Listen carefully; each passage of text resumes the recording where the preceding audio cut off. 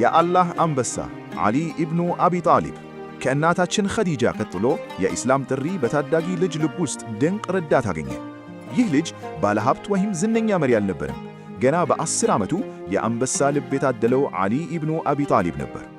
በነቢዩ ቤት ውስጥ ያደገው ዓሊ የነቢዩን መልካም ስነ ምግባር በየቀኑ ይመለከት ስለነበር ለማመን ተአምር አልፈለገም። ነቢዩ ሰለላሁ ዐለይሂ ወሰለም ቤተሰቦቻቸውን ከጎኔ ማን ይቆማል ብለው በጠየቁ ጊዜ ክፍሉ በዝምታ ተዋጠ። በዚያ ቅጽበት ግን ትንሹ ዓሊ በመቆም እኔ አለሁልህ ሲል በድፍረት መለሰ። የዓሊ ትልቁ የታማኝነት ፈተና የመጣው በሂጅራ ምሽት ነበር።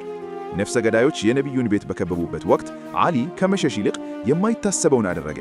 ነቢዩ በሰላም እንዲወጡ የእርሳቸውን ቦታ ተክቶ በአልጋቸው ላይ ተኛ።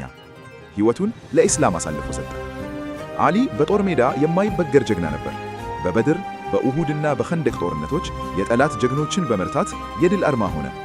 በኸይበር ጦርነት ላይ የማይደፈረውን የኸይበርን ምሽግ በር በብቸኝነት በመንቀል ኃያልነቱንና ቆራጥነቱን ለዓለም አሳየ።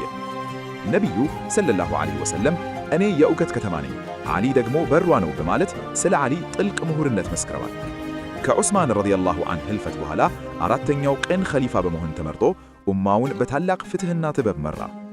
ዓሊ ኢብኑ አቢ ጣሊብ ሰዎች በፈሩበት ወቅት የቆመ፣ በጦር ሜዳ ጀግና፣ በጉባኤ ምሁር፣ ከአላህ ውጪ ሌላን ያልፈራ ታላቅ ሰው።